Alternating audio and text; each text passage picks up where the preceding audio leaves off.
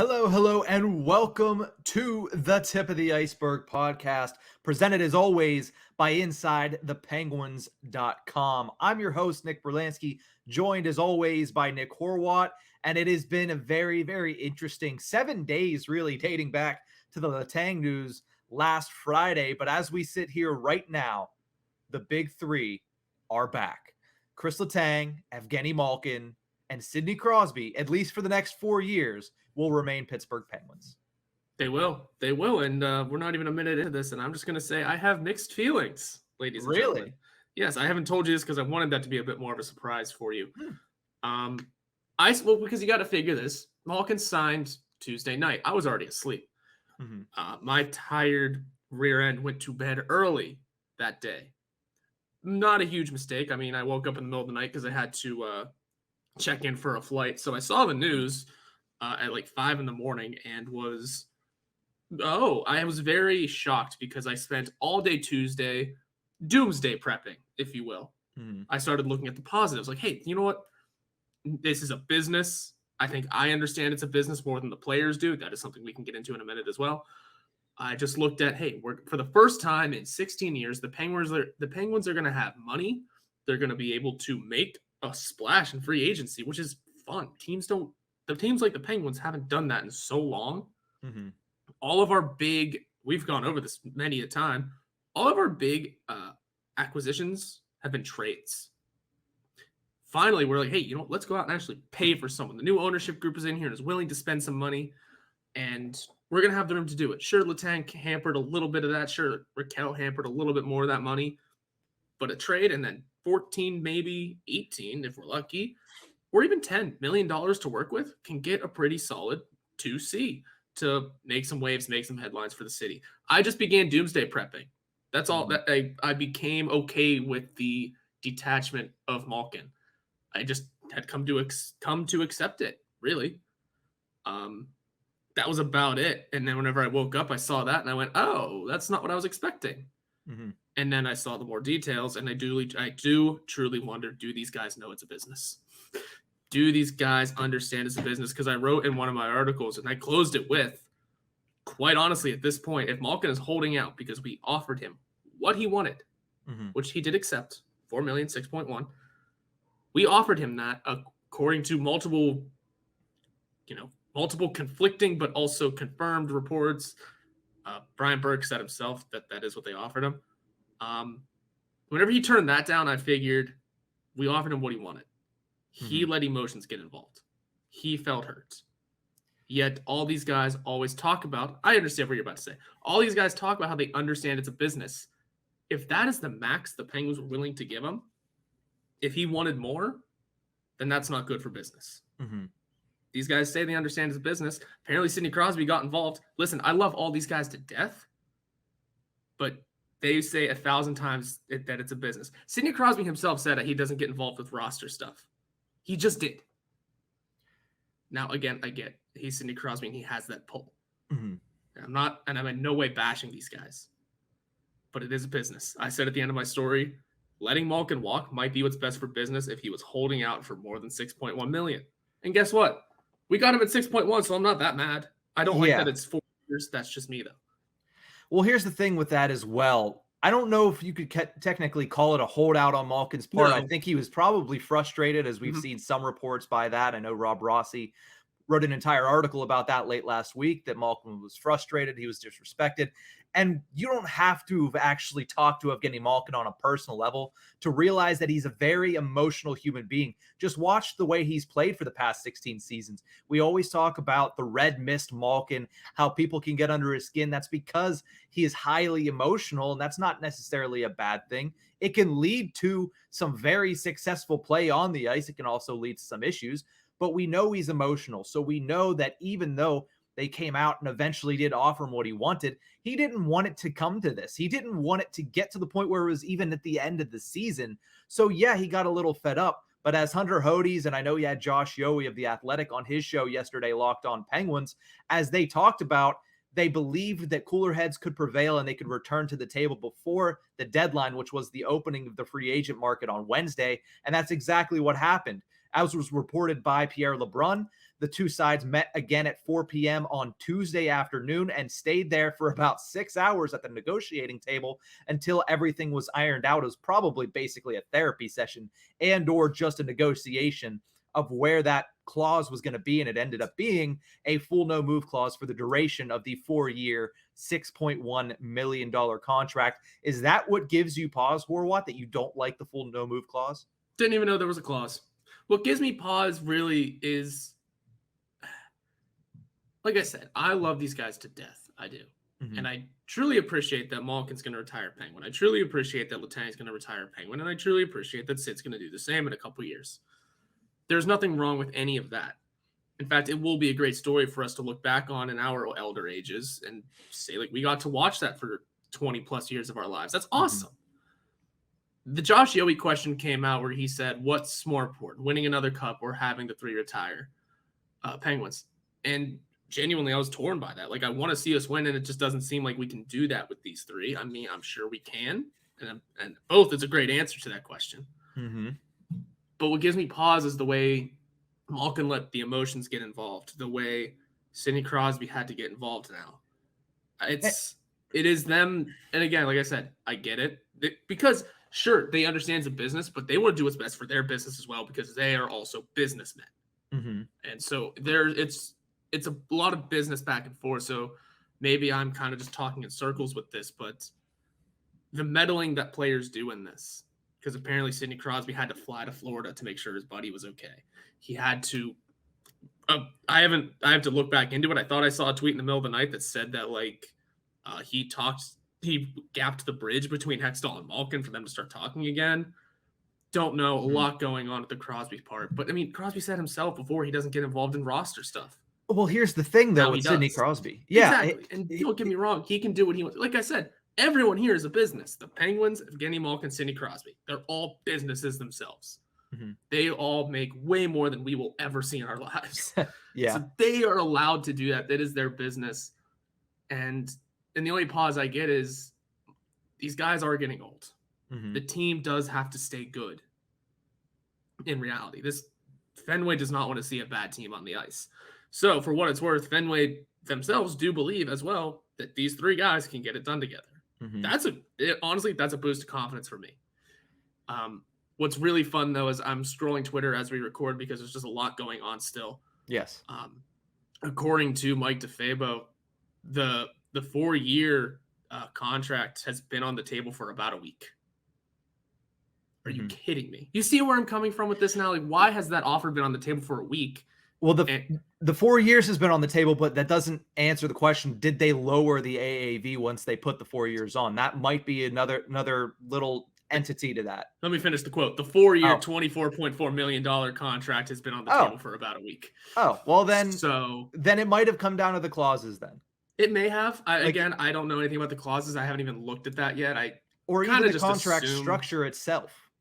Yeah. If you look at the actual money on it, I believe he makes $1 million in the 4th year of that as salary and 3.5 as far as signing bonus. So he's only making $4.5 million in year 4, a year that a lot of people were given pause on, including the Pittsburgh Penguins. So if you look at the structure of the contract, that might be the reasoning. I mean, none of us were in the negotiating room, so there's a lot of different aspects. It's not as easy as, hey, term and year, and then we'll get this done. There's a lot of other things that are involved in that. But I do want to answer a couple of things to what you've been saying. One, Sidney Crosby, I understand that he has said multiple times he does not get involved in stuff like this. But when it's the 11th hour with a player like Evgeni Malkin and his stature playing with this organization for 16 years, Sidney Crosby saved his silver bullet for one chance, and he just used it. And that's the thing. I doubt we ever see that again. Right. Because of the stage that the Penguins and those players are currently in. So Crosby saved that silver bullet, and he used it whenever he absolutely 100% needed to. And that was to bridge the gap. And we don't know how involved he actually got, but reports are that he got involved in some way. And on the other hand, when I talk about Malkin and his 4-year contract, $6.1 million, you're talking about a guy that ended up taking a pay cut like he said he would, taking a handsome pay cut as well, going from 9.5 down to 6.1 is a very severe pay cut for a guy that was still over a point a game while still rehabbing a second major knee surgery on the same knee. So I really think the Penguins got Malkin on a good deal. I understand that the back end of this deal might not be pretty. It might not be. He'll be, 39 years old at that point. But at the end of the day, what is the most important thing? And I said this to you a couple episodes ago. The best opportunity to win is the next opportunity to win for Sidney Crosby. And the Penguins, specifically Evgeni Malkin, will still be really good this season. Yeah, in the short term, for the three of them, the Crosby, the Malkin, the Letang, it's a good deal. This is good. I do believe that all three of the big deals that were signed recently, Letang, Malkin, and you could throw Rakell in there, I do believe they're a little too long. I really do. But that's just my outsider opinion. That is just me looking at it going, they are old. For the love of God, you signed them for a long time. On paper, it doesn't make sense to sign either of those two or those three, for that matter, for that long. Rakell, I think, is going to be fine. We'll talk about that. I'm super excited about Rickard Rakell. But again, just the back half of all three of these deals just seems long. Now, again, I get it.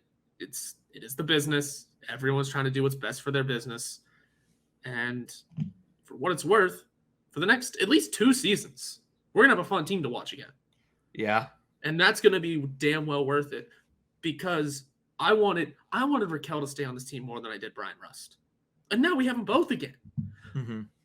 Oh, there has been a lot of talk of how bad Ron Hextall has been this offseason. So far, I think his only outright negative move has been the Casey DeSmith signing. And even that's not terrible.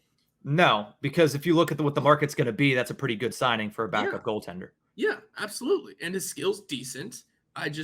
There are negatives to each deal, but that's his biggest complaint so far this summer. We don't have to talk about Jeff Carter. We don't. You said this summer. That was before this summer. I said this summer. And honestly, if Malkin's feeling hurt about Jeff Carter maybe getting a contract mid-season and not him, hey, you know what? You have every right to be mad. Take it to the 11th hour, my guy. Yeah. But no, I'm seeing the positives and negatives and everything. And I'm excited for the next 2 years. I really hope Malkin can stay healthy. I really hope Letang can continue his play. I really hope Rakell plays on the first line. And, man, I hope Sidney Crosby resigns for 6 years after the end of his deal. 9 more years of Crosby would be interesting. But as far as Evgeni Malkin, let's close the book on him because we've talked about him. I'm sure we'll continue to talk about Evgeni Malkin for the weeks to come leading up to the training camp. But there are a couple milestones that he will probably now hit with the Pittsburgh Penguins. The first and foremost one, he is 19 games away from game number 1,000, would become the second player in Penguins history to play 1,000 games, all with the Pittsburgh Penguins. He would reach that on November 20th in a game against the Chicago Blackhawks in Chicago, as long as he doesn't miss any games to start the season. The game after that would be 3 days later at PPG Paints Arena, where we would presume the celebration for his 1,000th game would be against the Calgary Flames. So game number 1,000 could come early in the season before Thanksgiving. He is 40 penalty minutes away from becoming the Pittsburgh Penguins all-time leader in penalty minutes. Kevin Stevens currently has that throne at 1,048 penalty minutes. Evgeni Malkin enters the season with 1,008. So he's 40 penalty minutes away. We assume he'll probably come close to, if not pass, Kevin Stevens this upcoming season. And then another about the halfway mark of the season. Probably. He'll take like a major penalty in week number 2, and we'll be like, well, he's there almost. Yeah. And the other one that's coming up, but probably won't happen this season, and if it does, it's absolutely ridiculous, is that he is 56 goals away from career goal number 500, something we saw Sidney Crosby eclipse last season. It'll probably take 2 or 3 more seasons, but with a 4-year contract and a no-move clause, we will most likely see Malkin reach that milestone in a Penguins uniform. Another underrated one, Chris Letang is 59 away from 1,000 games. So there could be a couple big celebrations for these three. All of a sudden, now we're looking at it as, oh, look, all three of them get to celebrate their 1,000th game in Pittsburgh. There is a lot of emotion that goes into this, and these guys sticking around. And they become the only 3. Yeah. So they're the big 3. They're the only 3 to accomplish that feat. So the Penguins, as of right now, should see Malkin, Crosby, and Letang all play in the city of Pittsburgh for at least 20 years and have achieved at least 3 Stanley Cups. An incredible run. It is incredible stuff. Like I said, we will be able to look back on it, no matter how these guys do for the closing contracts of their careers. It won't matter because we'll be able to look at it as we got to see 3 generational talents play at the same time for 20 years on the same team. It's not necessarily what the Capitals are doing now, which is we don't care about a cup anymore. We just want Ovechkin to do the thing. Yeah. We're looking at it as at least our team is still competitive with these guys for a couple more seasons. Can we keep getting to the playoffs? Can we hit 20 years? Which I think that should be the main goal at this point. Well, Stanley Cup involved, yes. But maybe try and make it to that 20-year mark, that 20 consecutive years in the playoffs. Yeah. I know it's 5 back of the recent Detroit Red Wings one, but they kind of scampered in for the last few. But let the Penguins hit that 20 mark and then have only that one asterisk with the bubble. I think that sounds like a good idea. And here's the thing. That would be a nice feather in their cap, but the main goal is another Stanley Cup. Absolutely, yeah. Penguins. Yeah, that's what I was saying. Stanley Cup involved in all of that. But, continue to be the successful team, go down in history as one of the greatest trios in the game. I mean, has any other trio – they're all going to play together for 20 years. Has any other trio played 20 years together? I don't think in professional sports. Has any other trio played 10 years together? It's yes, trio. I'm trio, sure. Yeah. I feel like Duncan Keith, Patrick Kane, and Jonathan Taves got at least 10. Yeah, I'm but I would put our 3 over their 3 any day of the week. Any day of the week. Yeah, I would just because of the top end of Malkin and Crosby, and I think Letang. I know Duncan Keith is first ballot Hall of Famer is what people are talking about because he retired earlier this week, but I wouldn't put Letang too much further behind him. I mean, I know he doesn't have the Norris trophies. I know he doesn't have the top end ability. I know he wasn't told to be this great from the age of 12 like Duncan Keith was, but Chris Letang's career side by side, very similar to what we've seen from Duncan Keith. But we're going to take a quick break. When we return, there were a couple other signings that happened earlier this week, and we'll talk about it right after this ad break.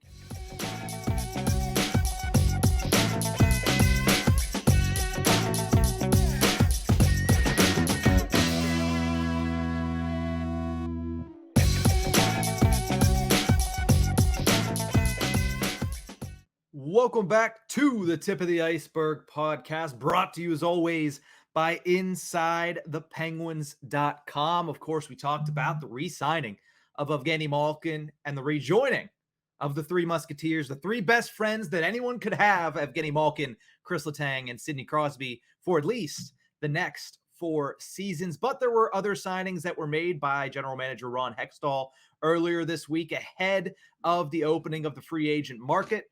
Let's talk about the bigger one to start, and that's Rickard Rakell signing for 6 years at $5 million a year. The NHL trade deadline was the time that Rakell came over from the Anaheim Ducks, and the Penguins re-upped him now for 6 years. He played really well with Sidney Crosby last year. He played okay with Evgeni Malkin, but Horwat, what do you believe Rakell should be doing at the start of next season as far as his line deployment? Playing on the first line. Yep, that's pretty obvious. That's pretty obvious. I mean, I wrote an entire article on it, and I was writing it and saying, well, most people will have already known this, but let's always state the obvious in case people don't know the obvious. But yeah, Rickard Rakell should be playing with Sidney Crosby and Jake Gensel for that matter, because that line in just over 91 minutes of time on ice in the regular season last year accounted for 61% of the expected goals for, 68% of the scoring chances, 64% of the high danger chances, and allowed 0 high danger goals while on the ice together. Short sample size in just 91 minutes, but still very impressive stuff from Rakell, Crosby, and Gensel. That's great stuff. That's stuff you want to see. We know Rakell can play. I think when we got him, we discussed it many a time too. It was discussed all around on that trade. Rakell's going to come in and be the guy for Malkin. That's why, we got him to play with Malkin. Well, guess what? He can play with Crosby. It was like the Kessel deal. We got him to play with Crosby. He's going to play better with Malkin, or Bonino somehow. It's the guys we trade for. They never actually end up playing with the guys we wanted them to. And I think this is just another case of it with Rakell. We wanted him to be Malkin's line mate, but now guess what? He can be Crosby's and be better because Brian Rust should be hitting a consistent stride going into the age of 30. And playing alongside Evgeni Malkin, that gives Malkin a consistent line mate to play with. We've seen it before. They can do it. Mm-hmm. It just makes the most sense to have Rakell as the on the first line. Mm-hmm. Especially when you consider how good Brian Rust was with Evgeni Malkin back in 2019-20, which was realistically Brian Rust's coming out party as a top scorer for the Pittsburgh Penguins. He scored 27 goals that season. It was a career high, and he played over 600 minutes at 5-on-5 with Evgeni Malkin. I believe he played only like 800 or 900 minutes at 5-on-5 that season. So we've seen the sample size with Rust and Malkin, and it's very, very impressive. So there's no reason that Rakell shouldn't be playing with Sidney Crosby. A big thing that was made of this deal was the term for Rickard Rakell. We both agree that Rickard Rakell is a fantastic player. He's a top 6 guy. He should be on the Penguins top line and should fit in nicely. And at $5 million, that's a great number. But the 6 years has given a lot of people pause. Horwat, how worried are you about the term of this deal for Rakell? So honestly, I look at 6 and I go, that's the type of deal a 29-year-old is going to get. It is. He's going to get 6 years because that just makes sense for a 29-year-old who's already been on a couple of teams now. You look at our contracts on Cap Friendly, you hit the clauses button, and all of a sudden everyone has a clause now, and it gets a little worrisome. But Rakell's is small. I think it's 8 teams. You can work with that. So it's not the total worst. You are able to move them if you need to. It just it looks interesting. I don't mind the term. I don't, because it's movable. Albeit a little handicapped. It is still movable. I just I think he's a good player. I wanted him back more than anything. If the term, I stumble on the term. I do. Because the longer I look at it, the longer I go, okay, he is 29 and 6 years makes so much sense for a 29-year-old across the market. Yeah. It is just a matter of he needs a bigger sample size here. He does. I would have said maybe 4 years is a good starting point. Yeah. And that extra 2 does become an issue, but we'll see what he does. It's movable, but we'll see what he does. And here's the thing. Whenever I first saw 6 years for Rickard Rakell, I said, wow, that is way too long. But then you start to think about it. No, I don't know what a 35-year-old Rickard Rakell is going to look like. Don't know what a 30-year-old Rickard Rakell is going to look like. He's only 29. He's played, what, like 20 games here? 19 in the regular season, 2 in the playoffs. So, yeah, 21 games. Wow. So when I think about it, and I think about Rickard Rakell, I'm like, okay, I don't know what he's going to look like at the age of 35. But what I do know is the NHL salary cap, by the time that contract is in its 5th and 6th year, is going to be up substantially. Yes. I know that Jack Johnson's buyout clauses will be wiped out by then. So that's another factor. I also know that because of how low this contract is as far as the money is concerned, the percentage that it's going to take of the salary cap is going to be very low. Not very low, but it's going to be much lower by the time this contract is over. And what's one other thing that I know? That a couple of years ago, the Pittsburgh Penguins signed Brandon Tanev to a 6-year deal for $3.5 million. And guess what? If you ask anybody around Pittsburgh, did they like the Brandon Tanev experiment? I know it ended early, but did you like Brandon Tanev on that team? Were you okay with the 6-year deal 3 years in before he was taken by Seattle?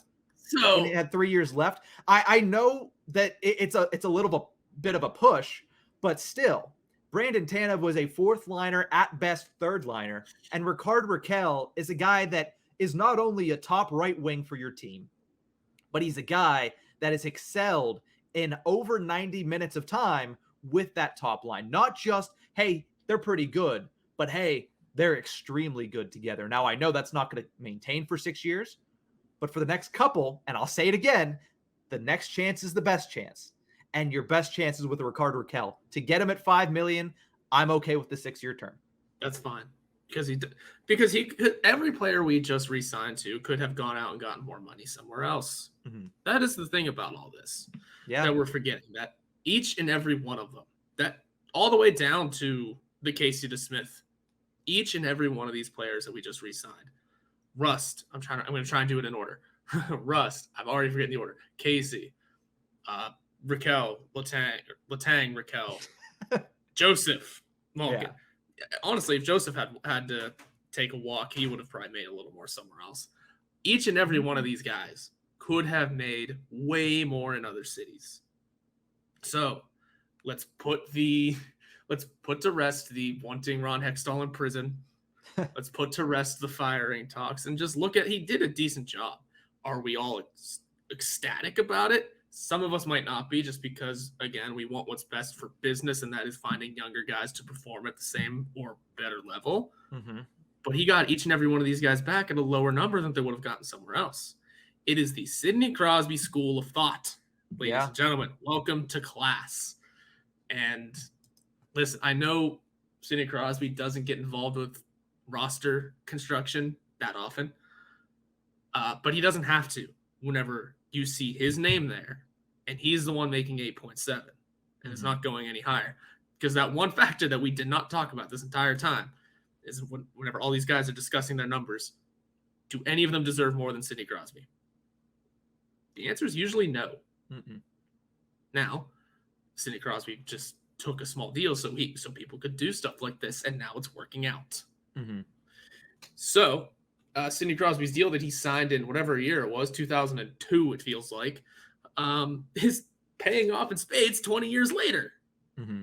Thank you, Sid. And that's why he's one of the greatest of all time, but that's only for the Penguins, though, by the way, because we know guys are going to go out and make $10 million in a couple hours. Mm-hmm. We know by the time you're listening to this, people have already made $10 million. Yeah. So, I don't know. I think it's just a ton of fun that we look at Crosby's number and we go, no one should be making more than that now. On this team, at least. Unless someone comes along and is, well, we don't have the space for it, so I'll stop there. Yeah. I don't think there's going to be somebody coming in for $10 million adding to this current roster unless something absolutely drastic, one of the biggest trades in the history of the sport happens. So I think you can say it's pretty safe to assume Crosby will have the highest AAV on the Pittsburgh Penguins next season. But from somebody that's making $8.7 million next year to somebody that's going to make $825,000 next year, let's talk a little bit about P.O. Joseph, because the restricted free agent signed with the Penguins earlier this week to a 2-year deal. I already mentioned it, at $825,000 a year. One interesting caveat, as we talked about on Monday's episode, this will be a one-way deal for P.O. Joseph, meaning that he will make the same amount if he's playing in the NHL as if he's playing in the AHL for the Wilkes-Barre Scranton Penguins. Horwat, which right-handed defenseman would you want to see Joseph play with this season if he makes the team out of camp? Out of camp? Probably John Marino. Mm-hmm. Give him his chance. I wrote a whole thing on why he should get a raise. I think he technically did. I don't remember the numbers. He did. A small raise. Technically got a raise. I absolutely think he should be in the NHL lineups and second line with John Marino, just to give him some ice time and get him some work. I think Marino or Ruhwedel will make the most sense, because I'm assuming Ruhwedel is going to end up being the third line right again. Mm-hmm. And nothing wrong with that. So I just think John Marino makes a ton of sense, because I don't want him on the first line yet. No. Still too young. I also don't want Mike Matheson on that first line yet. I don't. I'm at the point of shipping off both Dumoulin and Pettersson and finding someone else to go in there if we can. Finding somebody else as a top pairing left-handed defenseman? Yeah, I know. Things just got really hard all of a sudden. Yeah, it's complicated. You ship out $8 million on top of the $4 we already have. Well, suddenly you got $12 million to work with. Yeah, but the bigger need is on the forward side. If you're shipping out a defenseman, it is in order to bring back a bottom six forward that is actually pretty good. Yeah, and then maybe that's part of one of the deals. So maybe it's not $12 million. Maybe now it's around, I don't know, 6, maybe a little more, 7. You could find a left-handed defenseman for $7 million out there. I mean, Letang's only making 6. That's cutting off your nose to spite your face, though. You're setting out 2 defensemen at that point that are plus $4 million, and that's the problem we've all been talking about. And you're bringing in somebody more expensive. Yeah, if it means they're a better player.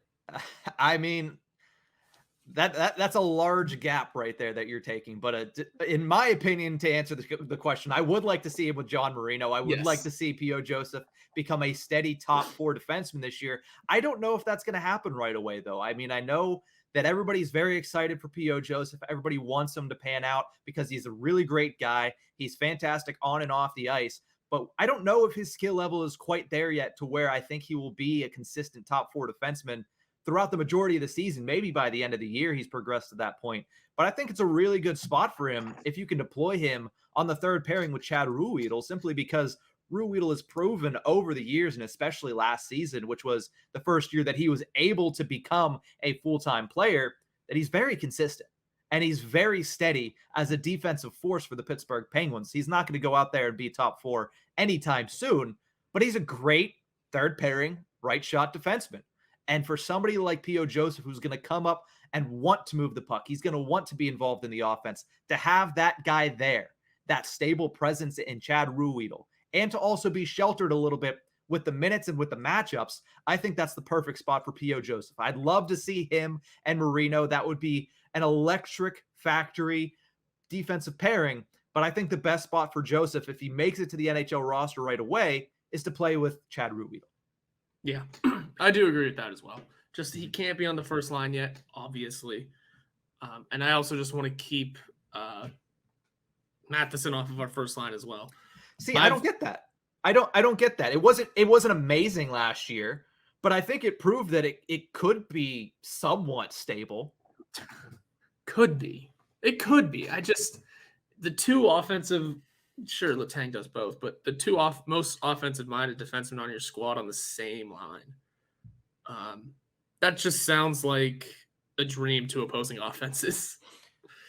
But here's the thing. Letang, and we always mention this, he is so vastly underrated for his defensive style. Yes, he does turn the puck over.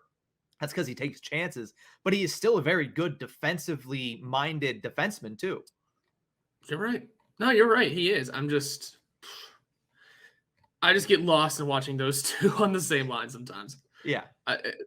Plus, Mike Madsen has gotten better. Has been better in a lower role. He is when he's playing against lesser talent. By lesser talent, I mean opposing third and fourth lines. He can really take advantage because of his speed and his agility. But I wouldn't discount the way Mike Matheson has been able to play with Chris Letang. That's for sure. Yeah, I don't know. The whole defense still needs work. Yeah, it's going to be interesting. You have to kind of throw it in a blender, especially if you're going to try to instill P.O. Joseph up there. And who knows if the current 6 defensemen that are the Penguins' top 6 make it to the season. Some of us expect by the time this episode is out that there could be one of them that have already been traded. But at the same exact time, when you're looking at what you have right now, if P.O. Joseph is taken into that lineup, I like him with Ruhwedel. I like Dumoulin taking a lesser role and maybe going with Marino.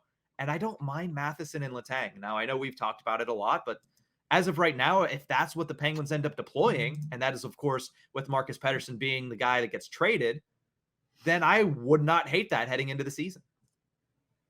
Yeah, I wouldn't hate it either.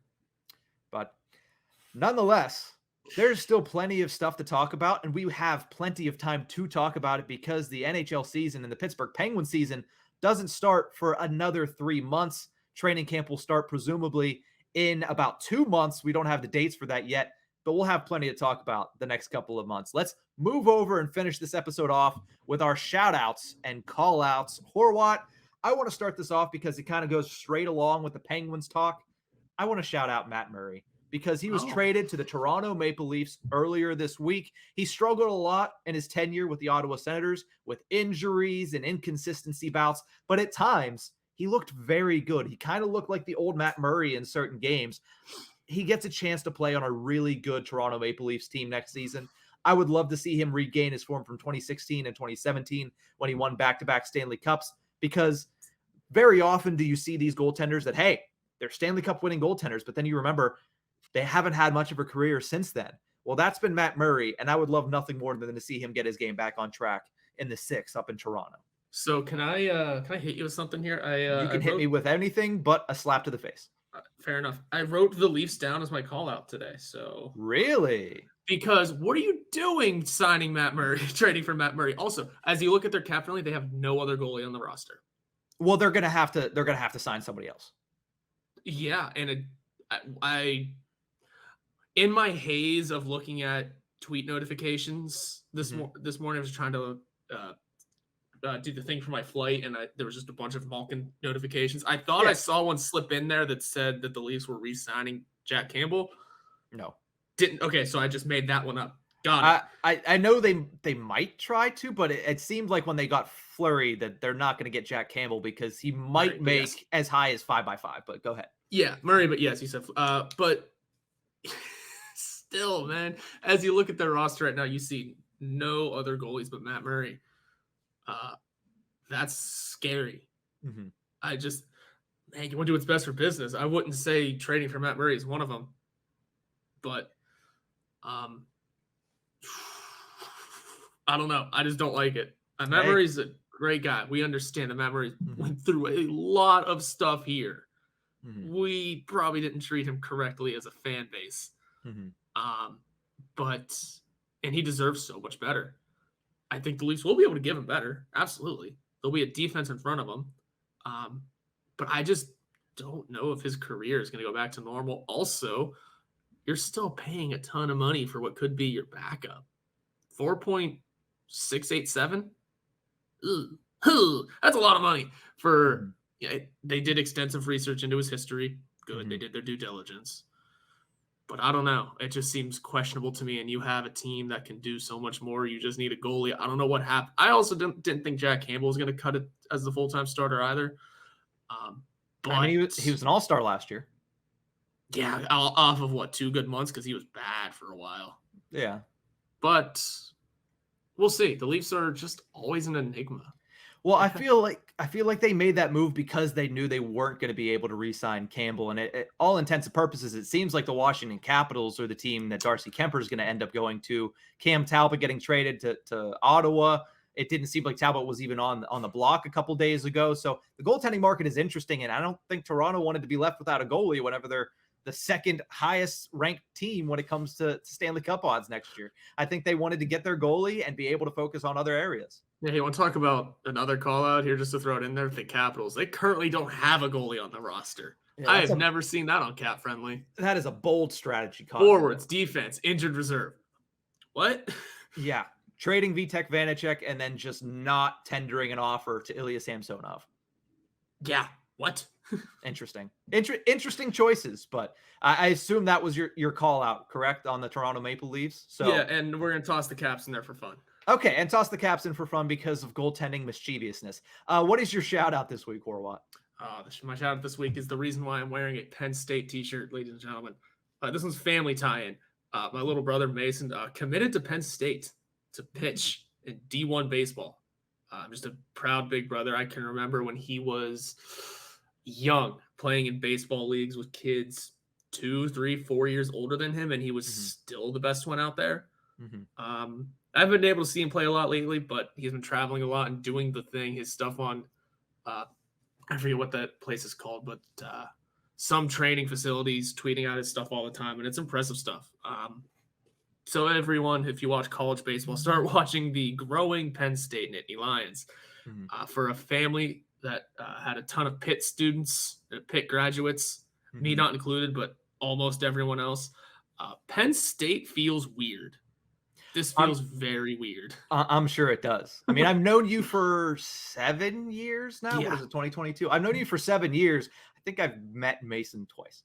And I've never once not called Penn State a cult. Yeah, you've constantly remained steadfast in that belief that Penn State is a cult. Well, now, welcome to the cult, I guess. I've talked with Paul Alexander in the office before. I think he went to Penn State, and I said that to him, and he went, "It is. It's a fun cult, but it's a cult." So most colleges that have really good college football teams, like Alabama, they're a little culty. Not gonna lie, they're a little culty. And every Saturday is the cult meeting in the fall.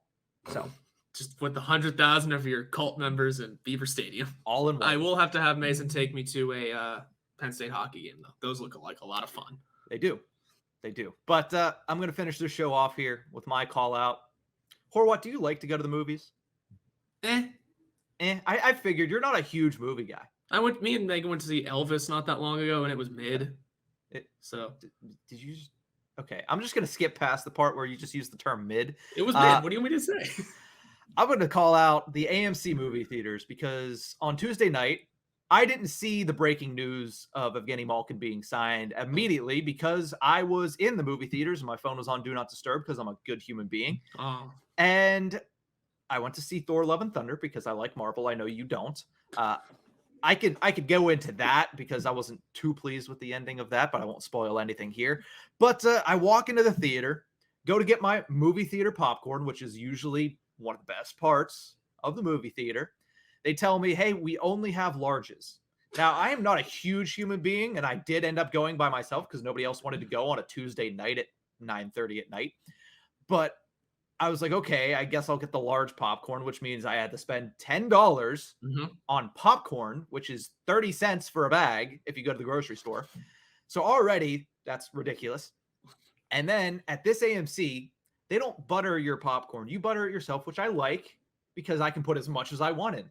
But the butter is around the back of the concession stand, not close to the entrances so you can't see it, and hidden behind the giant Coca-Cola machines. Not a single one of the buttering stations was operable. So after I spent $10 on a large popcorn, I couldn't put any butter on it. I salted the absolute crap out of the popcorn, but it just wasn't the same. Like you go to the movies. I wanted a small because I knew I wasn't going to eat a large. And then I get no butter. And so I have to have salty popcorn. And you don't want to drink too much Coke or whatever your drink of choice is, because then you have to pee in the middle of it. You have to hold it. If you're me, I don't like to leave movie theaters. So it was overall not the best experience at the movies. And I'm just going to say it. If you have 5 or 6 buttering stations, at least make sure one of them is operable. You were going with the story about where the buttering station is, and I was like, you know what? Yeah, that sounds exactly like the one that I went to because I couldn't find it at first. Yeah. I also, whenever I get a large, I'm like, why did I do this to myself? I'm not going to eat all this. Yeah. I get Elvis was a 2.5 hour long movie, but like I still didn't eat all of it. I also got a hot dog, like an absolute moron, because that was soggy and not good and not worth it. But I was really hungry that day. I'd like just come home from work and hadn't eaten yet. But, I get it. I get it. I was about to ask if you salted it. Good. Got to get somewhere. Got to get the flavor somewhere. I'm not a psychopath. Come on. Eating just popcorn without salt or butter. Like, who does that? I mean, yeah, no, who does that? No one. No one does that. Psychopaths, like I said. When you said theater, my first thought was, that's all of them. Yeah. That's every theater these days. No, there's a bunch of Regal cinemas down here. I go to a couple every once in a while. Or not a couple. I go to one every once in a while whenever I don't want to spend ridiculous amounts of money to go to a movie. Because they're cheaper. It was what? AMC and Fandango? Is that the other one? I don't think Fandango is actually a movie theater. I thought that was a ticketing service. Oh, I don't even think that's a thing anymore. AMC has just cornered the market. It's like Fanatics. It's like Fanatics. They've just cornered the market, and it's a monopoly, right? It's a monopoly that way. Yeah. Well, anyway. You're right with the term monopoly. I don't know if Fanatics is a monopoly because you still have a deed. The monopoly on cheaper sports goods is basically what Fanatics has. They're not yet a monopoly, but the owner, I heard this in an interview recently, basically said he wants it to be.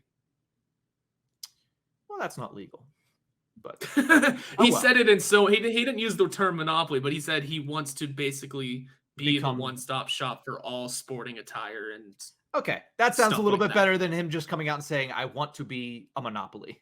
Correct. And honestly, every company wants to be the one shop of the straight up in an interview, I want Fanatics to be the one place for like my Penn State t-shirts, everyone's knockoff jerseys, everyone's this, that, the other.